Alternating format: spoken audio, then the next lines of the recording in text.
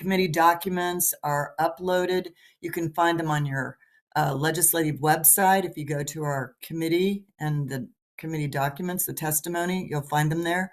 You can also download them from your S drive if you need to view them that way. So at this point, we were going to open the hearing on Senate Bill 42. And Eileen, would you like to explain the bill for us, please? I sure can. Thank you, Madam Chair. Good morning, Madam Chair, and good morning, committee. Senate Bill 42 would provide for the establishment of an online verification system for the verification of evidence of motor vehicle liability insurance. The bill would create 9 new sections of law enacting the Kansas Real-Time Motor Vehicle Insurance Verification Act and would require the commissioner to establish such an online verification system. Section 1 provides definitions for and the citation to the Act. Section 2 provides the actual directive for the commissioner to establish the system and to require motor vehicle insurers to establish functionality of the system. This section also establishes that the real-time system will supersede any other form or system of motor vehicle insurance verification, including analog or manual verification.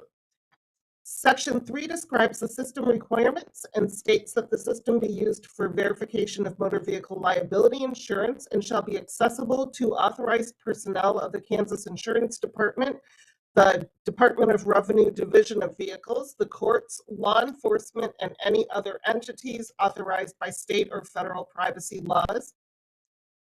Section 4 states that the commissioner may conduct a competitive bid and contract with a private service provider that has successfully implemented similar systems in other states.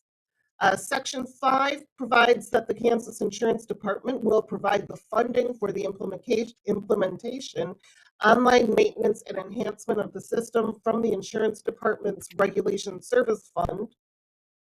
Section 6 requires that insurers cooperate with the Commissioner and the Department of Revenue in establishing and maintaining the insurance verification system and provide vehicle insurance policy information as established in rules and regulations. This section also provides that the insurance systems be permitted to have reasonable downtime for maintenance and other work with advanced notice, and that they shall not be subject to enforcement fees or penalties under such situations. Additionally, the system requires that every property and casualty insurance company licensed to provide motor vehicle liability insurance or that is authorized to do business in the state shall provide verification of liability insurance for every motor vehicle insured in the state. However, insurers shall not be required to verify evidence of insurance for vehicles registered in other jurisdictions, and that insurers will be immune from civil and administrative liability for good faith efforts to comply with the provisions of this act. Additionally, commercial motor vehicles registered in the state shall not be subject to this act.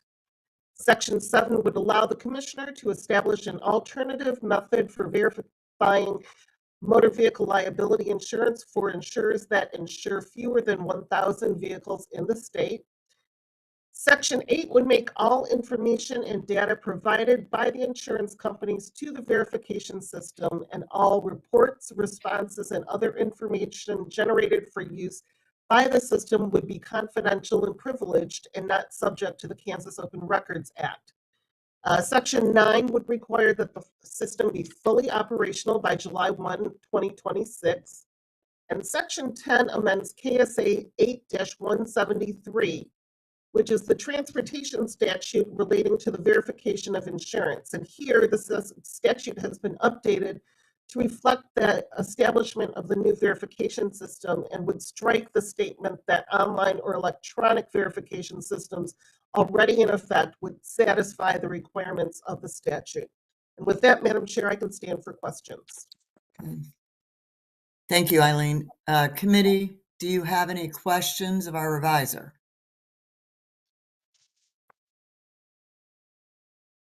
I'm not seeing any. Am I missing anything?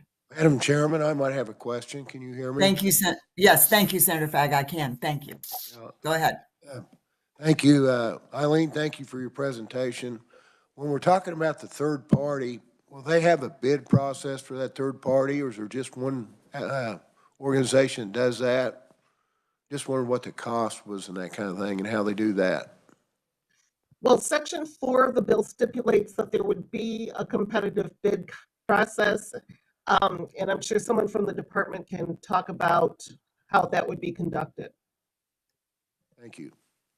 Okay, did that answer your question, Senator Fagg? Yes, ma'am. Okay, anybody else have a question?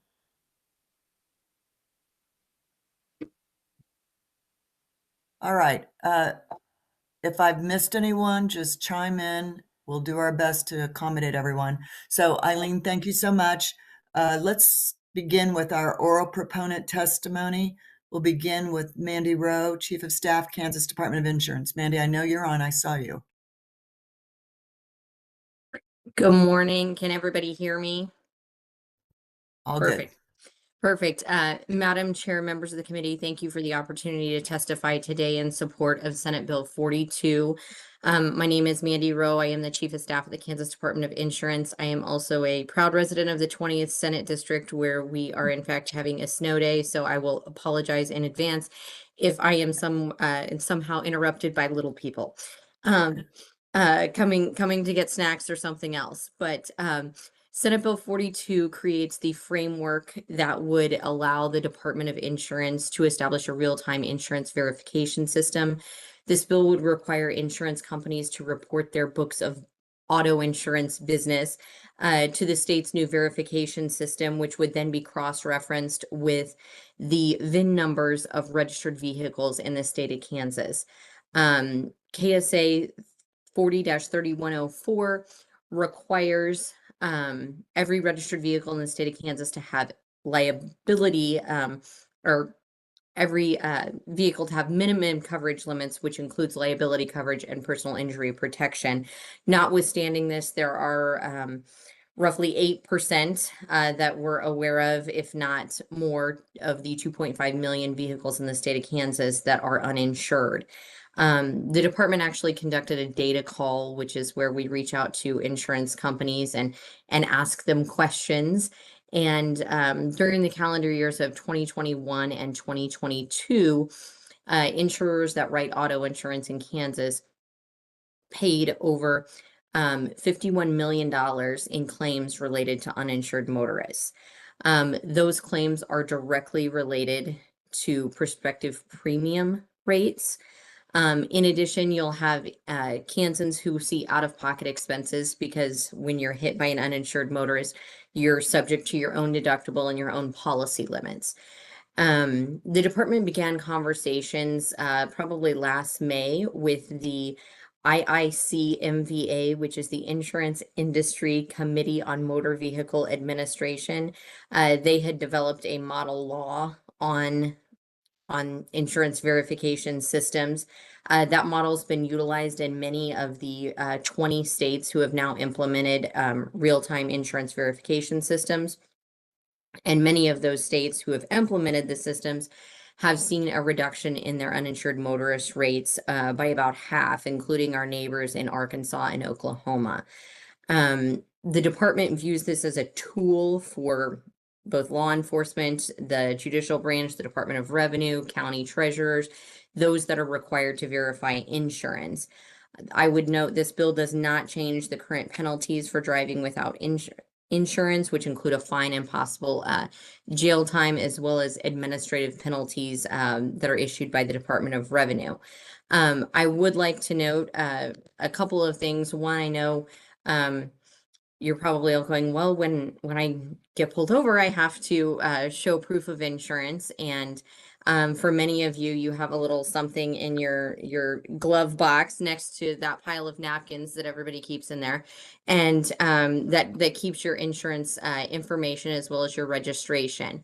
Right now, law enforcement has access to the your registration information. And if you were to go take a look at your registration information, it has the insurance on it that you registered your vehicle with, because you're required to show proof of insurance when you register your vehicle.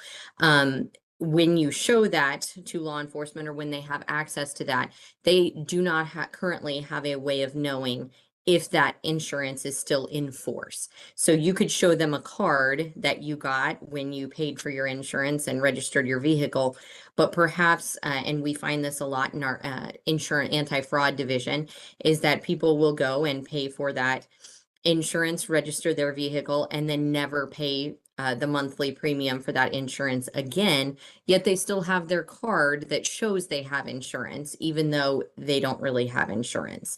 That is insurance fraud, and that's something we do address. But this system would allow a law enforcement officer to know whether or not they actually have insurance. This system would also serve the Department of Revenue and other entities to be able to verify that there is insurance. As one of the most effective factors we've seen in other states is when there's, let's say, a monthly check run that cross-references every state in the vehicle with, or every vehicle in the state with every VIN number that the insurance companies provide, and then ultimately we can identify who those uninsured motorists are. They get notification from the Division of Motor Vehicles that says you don't have insurance, it's required, you need to get it. Otherwise, some of the penalties that are already in place would start to take effect. To answer the question from earlier, this would be a third party vendor that would go through the RFP process. We know there are, I'm going to say, about a dozen of these types of entities that third parties that provide this service. So we would put out an RFP, and as the bill states, the department would pay for that. I would like to just note as well that this isn't a new topic. Commissioner Schmidt actually remembers discussing this when she served on the Senate Financial Institutions and Insurance Committee, and it was being pushed by then Senator Steve Fitzgerald.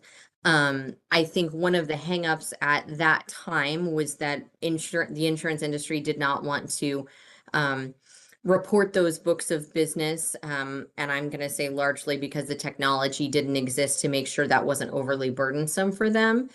And then law enforcement, while they would have loved it as a tool, didn't have the revenue to pay for that system.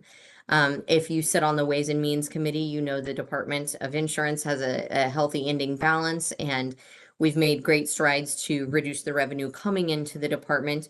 But by funding this system, the department believes that we can continue to buy down the ending balance while providing a critical tool to law enforcement and others to help reduce the uninsured motorist costs in Kansas, as well as help Kansans save money. I would be happy to stand for any questions that the committee has, Madam Chair. Thank you. Thank you very much. Committee, do you have any questions? I have one. We don't seem to have a fiscal note in our materials, but if it's there, I'm missing it. So can you just give me a general idea? I know it's the department paying the cost, but yes, we have budgeted, and I'll double check. I have the fiscal note from from the House version with me, which I believe is identical. We have budgeted roughly $1 million for implementation costs. However, I don't know that we expect it to go that high, and then a $500,000 ongoing cost moving forward. And again, the department is prepared to pay for that, and we have the resources and the revenue to be able. And just as a follow-up, you have multiple vendors that you know that provide this service because other states are using it? Yes, there are roughly 20 other states that utilize a system like this, or a version of a system like this. And so the department would put out an RFP, and those vendors would then respond to that RFP so that we could make a decision on what we think would work best for the state of Kansas and all parties involved here. Thank you. Committee questions? Madam Chair? Yes, go ahead. Senator Francis. Thank you. Thank you. And Ms. Rowe, thank you for the presentation. So I appreciate certainly the intent of this legislation. I have a question about mays and shalls. So on page 2, this would be in page 2, line 24. It says the commissioner may conduct a competitive bid and contract with a private. And then the department shall provide funding, insurers shall cooperate. So it looks like if we pass this bill, the intent is certainly for it to be implemented. Why would we not say that the commissioner shall conduct the competitive bid process? Mandy, would Thank you you. like to respond? Yes, thank you, Madam Chair, and thank you for the question, Senator. I appreciate the attention to detail. We would be more than happy to welcome a friendly amendment to change that may to a shall. The intent would certainly be for we don't have this capability in-house, so it would be our intent to do an RFP for that. But if you would like to change that may to a shall, we'd be more than happy to with that. Senator Francisco, do you have any other mays and shalls you want to call our attention to? No, thank you, Madam Chair. I just, the follow-up was that the department's going to provide the funding, other things shall happen. So without this competitive bid process, all those other things may not be able to be worked. Thank you. Thank you. Committee, any other questions for our presenter, Mandy Rowe? Madam Chair. Yes, Senator Argabright, go ahead. Thank you, Madam Chair. Mandy, we're talking third party, and what measures do you have in place for cybersecurity on this software? Mandy, go ahead. I believe each, and let me get to one of my documents here. I believe each, this is not a database. It actually functions as a live broadcast system that constantly pings the company's databases for insurance verification. So it's not a new database and so forth. We would certainly want to make sure that in any RFP that we did that it included that as well, that function. But largely this would be subject to the what the companies currently have in place. Senator Argabright, did that answer your question? Yeah, thank you, Madam Chair. Thank you, Mandy. Thank you. Anyone else from the committee have questions? Madam Chair. Yes, Senator Fagg. Thank you, Madam Chair. Mandy, once this gets fully implemented, and you get pulled over by the police, will you have to show them your insurance then at that point, if it's all loaded up? Just wondering what the That's a great question. We did not remove that requirement in this statute that you would have to show them your insurance. That way they could still ask for it. So for example, if something took place where you had you have insurance, but you weren't happy with it for whatever reason, you went down to your local insurance agent and you got new insurance that day, and then on your way home got pulled over, that might not be in the system yet. And so that would allow law enforcement to be able to ask for your little insurance card, and that you could provide that to them as additional evidence of insurance. And Madam Chairman, a follow-up, if I may. Yes. If you take Mandy and you're pulled over and you're not in the system and your card's outdated, do they make you, they'll write you a ticket at that point, but are you allowed to drive home, or do you leave your car there and have somebody that has to drive you home? I will defer part of that question to the law enforcement that's going to testify here in a minute, but you would receive currently you would receive a citation for driving without insurance. That would then go to the court system, where you have the opportunity to show yes, I really did. And that ticket would be wiped away, or you'd go through the process of the penalties that are currently in place. But I will defer the piece of that question about the practicality of what happens when someone is currently pulled over to the law enforcement that are going to testify next. Yes, I would question if the state would have any liability when we knew they didn't have the insurance when you let them go. And then they get in a wreck. That's where I'm following with that. Thank you. Thank you. Perhaps our next presenter can help us with that. Any other questions of the insurance department? Not seeing any. Thank you very much.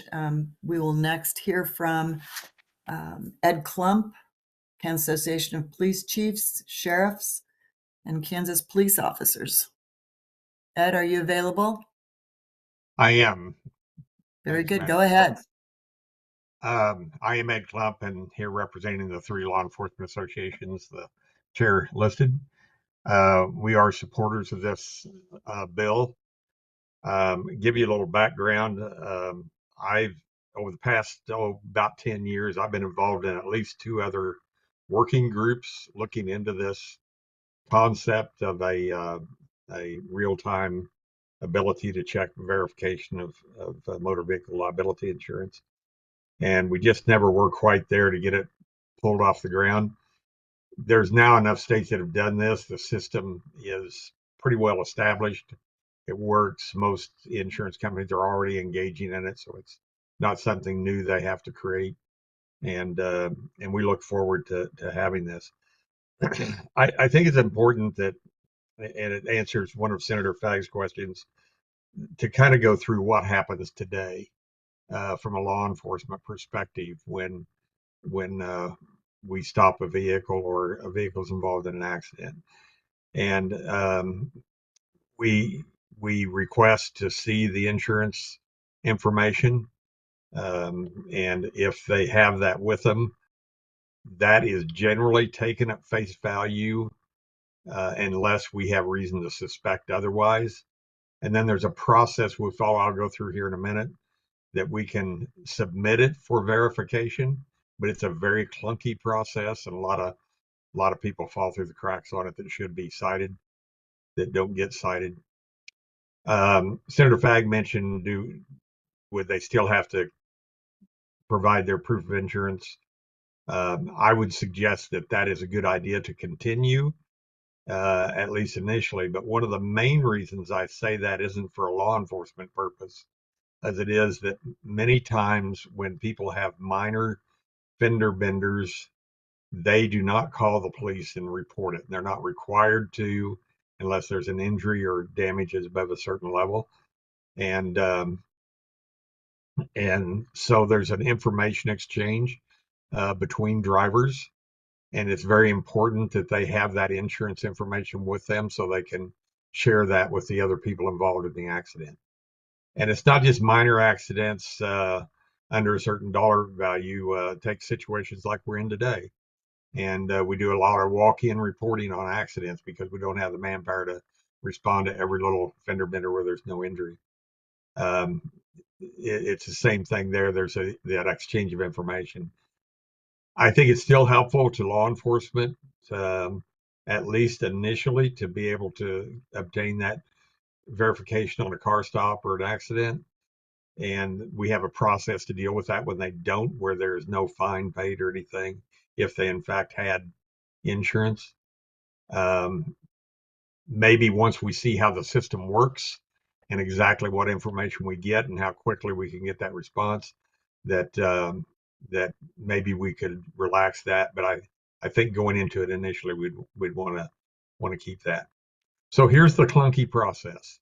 If somebody shows us proof of insurance in an accident or in a car stop, and it is valid, if there's no accident, we can take it at face value, and we don't have to verify it.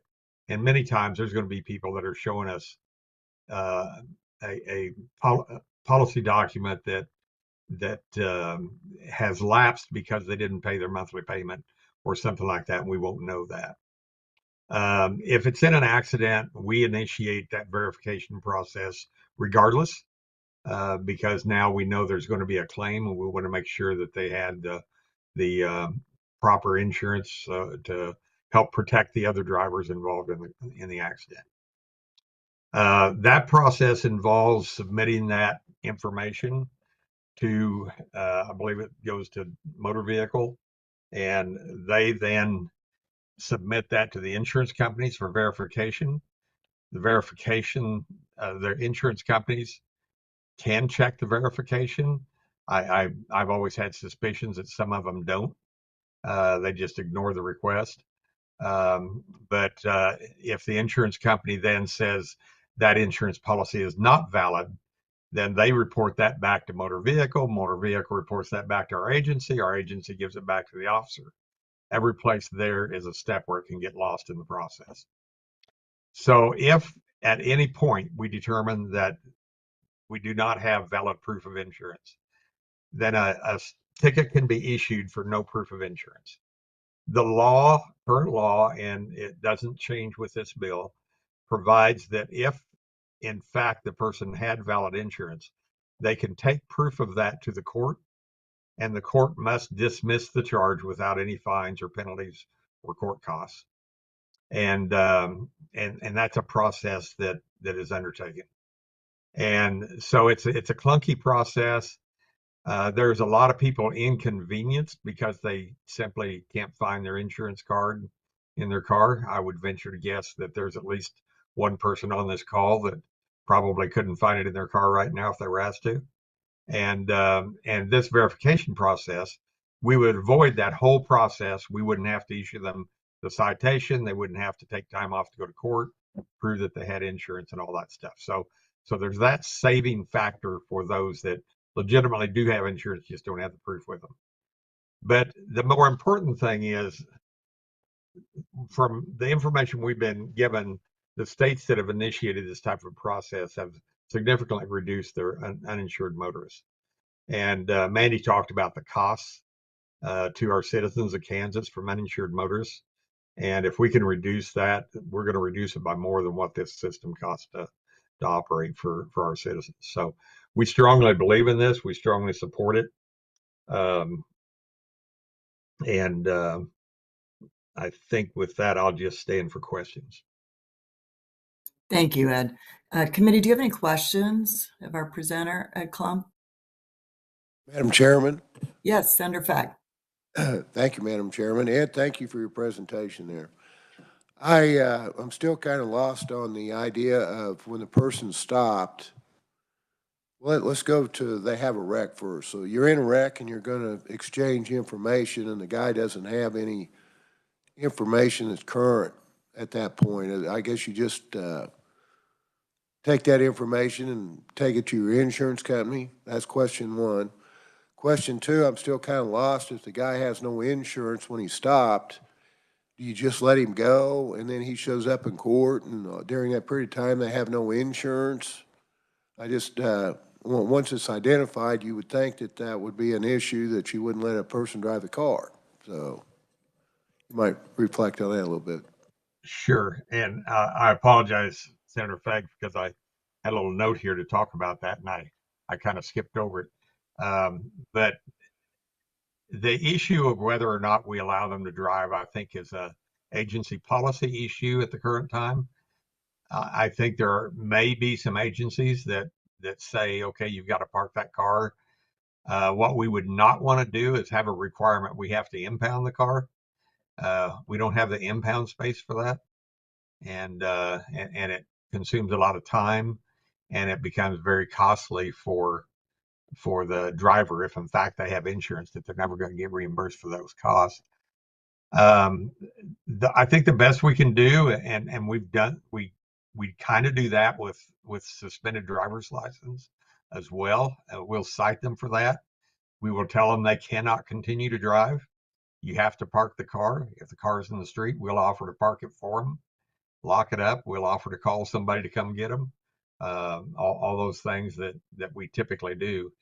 And we could do that with insurance. I don't think that's as common a practice as it is with driving while suspended. So that's my view of it as I know it right now. Thank you. Thank you. Thank you very much. That was an excellent point there. Committee, any other questions for Ed?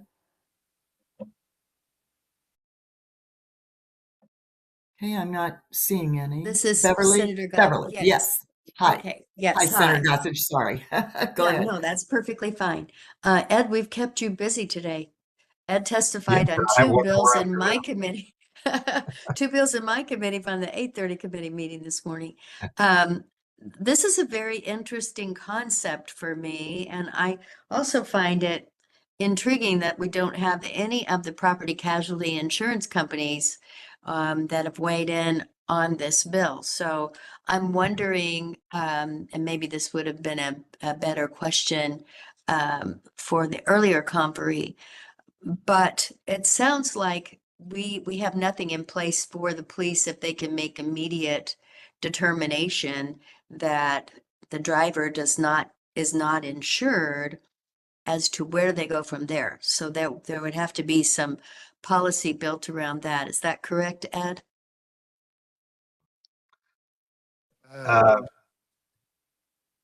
Say that last part again, Senator. I was in Okay, the, so there would have to be policy, rules and regulations, something saying the police shall do this if this occurs, right? so there's no statutory requirement that I'm aware of. I just can't think of one right off the top of my head that we do the verification process, but it is a standard statewide policy that we do that in accidents, and then the availability there is to use that same process in the case of a car stop without an accident. But it's So never a guarantee. So forgive me, perhaps I misunderstood. Is there a way for you to know, other than somebody showing you, yes, here's my proof of insurance? We do not have this system pulled up right now, so you would not know immediately. So my understanding is that That's true. the policy for the law enforcement is that, okay, if they don't have the card or if it's expired, then you cite them for that. They have to go to court, et cetera, if Right. that should be the case. But I guess the question is, there would have to be a new internal policy created. Should you have this immediate verification, something different would have to occur, correct? I think that's kind of correct. There would be a shift in the way we do that verification. I don't think it requires the policy of when we do it, but it would allow us to do that verification electronically in real time, rather than going through that clunky process of Mm-hmm. sending that information through 3 or 4 different hands each direction to get it back to the officer. Mm-hmm. And so what would result in is the officers, while they have that person stopped, would be able to make that decision about whether or not to issue that citation. And I think the practice would be that if the verification system says, yes, it's valid, they would not issue a citation at that point because we'd have the verification. Today, our only way to get that process started is to issue the citation. So it could be fewer citations for one, Yes. which would be helpful with the law enforcement and the courts as well, I would guess. The courts would save a lot of time, but I think more Mhm. importantly, the drivers that really do have insurance would be less inconvenienced by having to go to the court and prove that they have that insurance to get the case dismissed. Very good. Thank you so much, Madam Chair.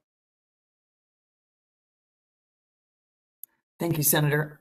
Any other comments or questions for Ed? Madam Chair, I do have my hand Yes. raised.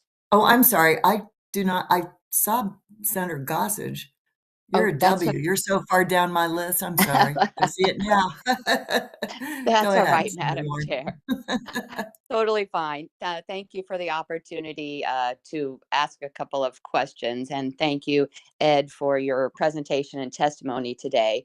And I remember last session, and it was a couple of sessions, we had a bill in Judiciary Committee that deals with licenses and suspended licenses and revoked licenses and things. And as I'm sitting here listening to this bill and the questions of the law enforcement community directed to you, it sounds, and when we're talking about crime here and courts, and it sounds like a judiciary type issue where we would have our law enforcement community weigh in, maybe prosecutors weigh in, maybe defense counsel as well. And I would also like to hear on the other side, like Senator Gossage said, you know, the insurance companies. But my question is this, and I'm sorry if I missed it earlier in your presentation. So you're a motorist in Kansas, you are in an accident and you're waiting for law enforcement to arrive on the scene. You don't have insurance before your accident, but while you're waiting, um, you get online and you purchase auto liability insurance. Is the law enforcement, when they arrive, going to be able to determine that your online purchase of insurance was after the accident and not before? So it's difficult to say exactly what information we're going to get online without knowing the system a little better. And Mandy may have a better idea of what exactly what the system is, but I can tell you in the verification process, that time of the accident and the time of the car stop is on the verification information we submit to the insurance companies, and they will tell us if that insurance was purchased after that time and day. So I would assume that information would be there, but I think Mandy may have an answer on that. Senator Warren, could we ask Mandy to weigh in on that? That'd be great. Yes. Thank you, Madam Chair. Mandy? Thank you, Madam Chair. Yes, Senator Warren, I appreciate you bringing up this issue. This is something called pass posting that we often see on the insurance fraud side of things, where or a bump and buy, where somebody does buy insurance after the fact.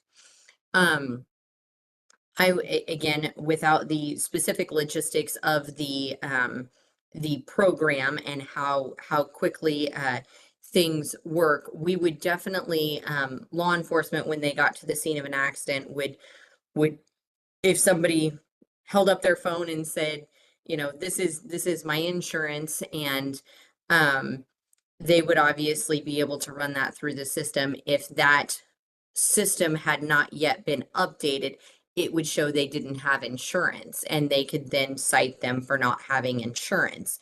If the system showed they did have insurance, that would be something that then would likely get reported to us on the back end. All property and casualty insurance companies are required to, and health insurance companies are required to report fraud to us. That would then be reported to us as, hey, we think there's an issue here based on this accident took place on this day, this insurance was purchased on this day, and the company would report that to us as fraud, and we would have an opportunity to take a look at that on that end as well. To address, I know it was brought up by Senator Gossage as well, as it relates to the property and casualty industries position on this bill. We visited with the department visited with them and have for the last 6 months on this topic. One of the reasons we started working with the IICMVA is because that model was developed by the insurance industry, and the model is obviously in the bill before you, but the industry has worked for some 20 years on putting together a model, and I won't speak on behalf of them, but largely the feedback we received was, if you use the model, we're good with it. That may be why they are not here actively testifying on it. But I hope that's answered some of your questions. Senator? Thank you. Yes, thank you, Madam Chair. And that does. And has, so other states have used this model and it's been successful? And that's a yes, I see you nodding your head. Yes, there are roughly 20 states that have implemented a system like this. The vast majority of those states have used the model to do so. Thank you. And if I'm correct, part of the reason that I guess before this bill was introduced, that we've always required um, paper evidence of your proof of insurance rather than, my insurance company, like I would think most, I can have a, digital copy of my insurance as well. But part of the reason I think that Kansas has required a paper copy is additional verification that your insurance was purchased before you were stopped by law enforcement because you have a paper copy of it. So it helps avoid the what'd you say, the bump and buy situation because you have your printed out card there, which you wouldn't be able to have if you had a bump and buy situation. So I would think it would have helped with the fraud because you have your paper copy rather than the digital. But interesting questions and issues, and I would I do appreciate the conversation. Thank you.